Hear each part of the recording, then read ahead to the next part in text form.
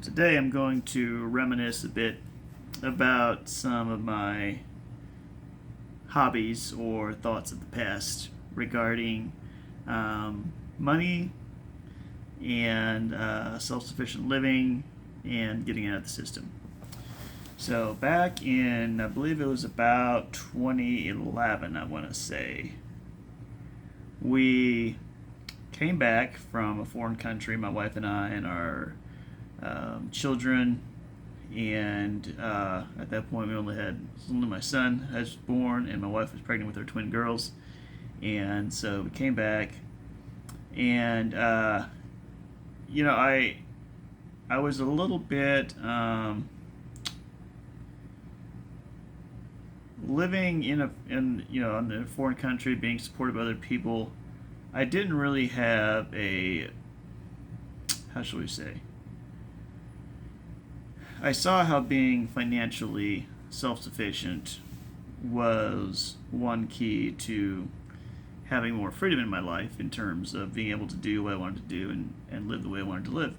I also found that the typical 8 to 5 jobs I thought were pretty boring, and at least from my experience up to that point, which were mostly in blue collar type work. And so I really thought it would be awesome to kind of get out of the system, if you will. Now, I would say some of these thoughts had been percolating for a couple of years already, but when I came back from Thailand, then I believe I was especially interested in.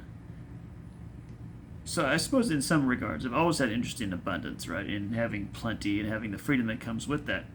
But at that stage in life, I think the thing that I found as a particularly interesting way of pursuing abundance was this idea of farming, like personal scale farming. Farming for the needs of your family, and making kind of living off the land type of thing.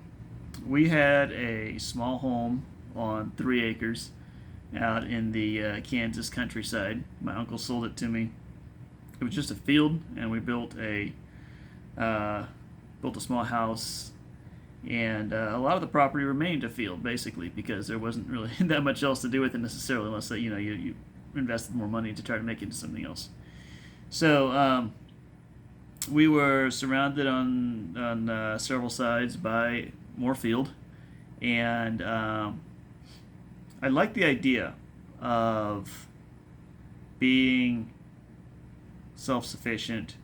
And I don't know for sure at this point, maybe my desire to just escape the system, if you will, to escape the financial system, maybe I'd already given up on that. I'm not quite sure anymore now on which stage of life was which.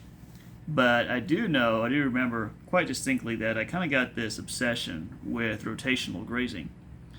And so I watched videos on it, and what I really wanted at that stage in life was to settle down, as it were, with a herd of mini Angus cattle. And that is what I wanted to do, was to have miniature Angus cattle, graze them, and with rotational grazing, and create abundance, on the land that I had, or on the land that I would acquire or have access to or whatever. And that's what I wanted to do. And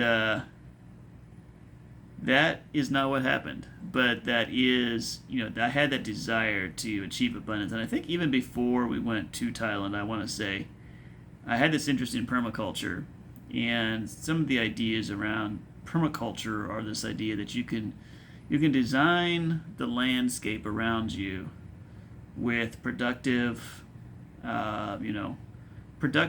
interrelated, symbiotic relationships between plants and animals, and that you could provide for a lot of your own needs through your own property. And I kind of resented the idea, I think, that I would have to participate in the financial system in order to live. That I had to take care of my family and to live a pleasant life. That I had to trade my time for money, and participate in a system where it didn't seem to be creating abundance. Trading my time for money. My very first job was working for my dad, and I got $8 an hour from him, which I was quite satisfied, I'd say, with that pay. When I went to get my first job off the farm, which was a pretty big deal in our family. I think I was the first one to leave the to leave the farm for a different job per se in the community. Like my brother had left earlier, I think, to pursue some other like teaching, like a different career, different area. But I was the first one to leave the farm in our community and then go work somewhere else. And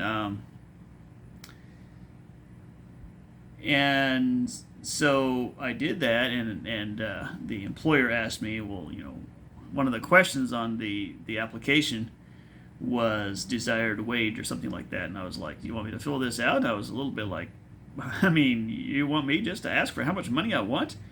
And so I did. I did put. He was like, yeah, and so I put down my desired wage, which was $10, and I got it. And I was kind of like, I think I was kind of surprised that I got $10 an hour. This is back in 2006, I believe, somewhere in there. Yeah, it's 2006 or 2007, somewhere there. So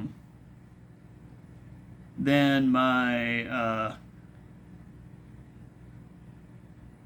yeah, and I remember my dad was talking to his CPA or his financial guru, and that guy was pretty surprised, I think, that I was getting paid that much money at us, as a starting worker, building storage sheds, and I didn't have any experience really in construction. Basically, I was completely green, and here they were paying me $10 an hour. It was interesting because I actually felt. I had some imposter syndrome, I think, with that. I kind of felt like a bit of a fraud, I think. I don't think I felt like, I had so much to learn doing construction, building storage sheds. I often felt like I wasn't terribly efficient. And, a lot of the guys just knew stuff, right? And I had to, either ask questions or, figure it out. And it didn't always feel that intuitive to me necessarily. So, I felt like I was being paid a terrific wage, and I wasn't necessarily doing terrific work. Now, I do believe I tried hard, to do a good job with the work that I did, but I didn't feel that I was probably giving him a great return on his investment. Especially since then I ended up quitting maybe 6 months or so later and going off for another adventure. But,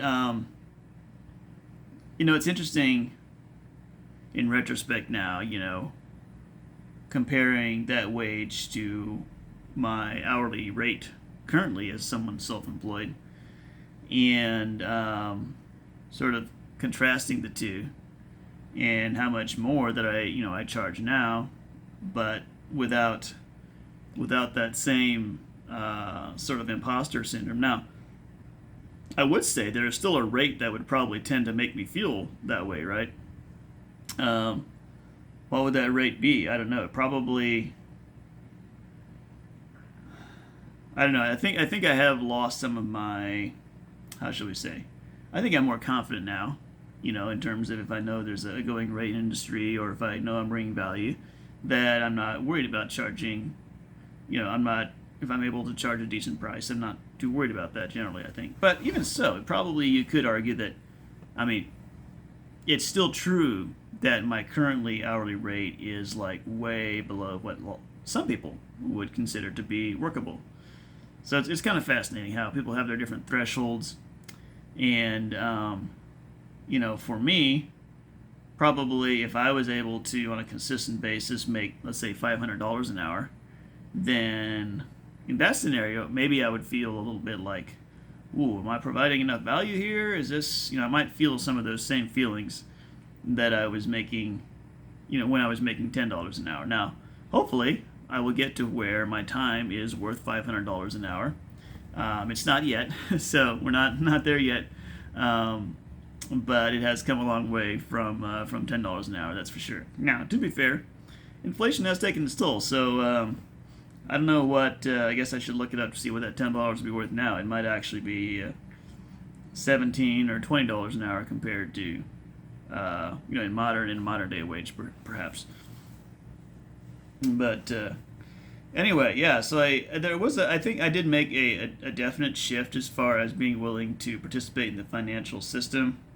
I became interested in business, and I began to see that as a real means for that abundance that I was looking for, and that freedom.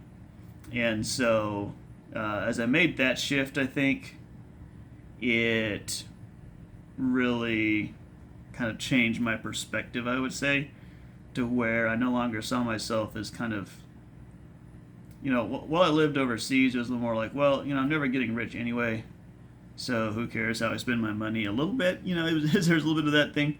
And also I was dependent on other people for their donations, and so I had kind of gotten used to, like, depending on other people to provide for my needs.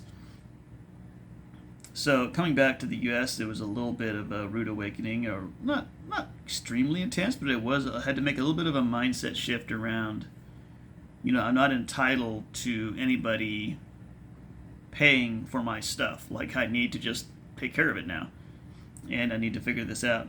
And so,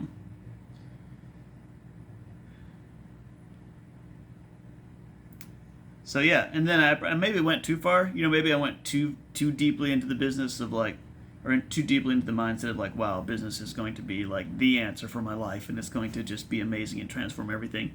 So I probably went a little heavy in that direction, and I did take some financial risks in one of my businesses that was pretty intense, and so got into some debt there that later God helped me get back out of.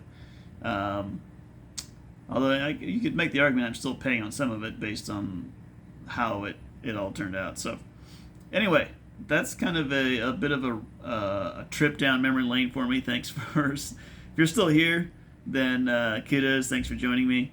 And I'd say my mindset on business and the role it plays in my life probably kind of keeps evolving to some extent. But maybe that will be for another video.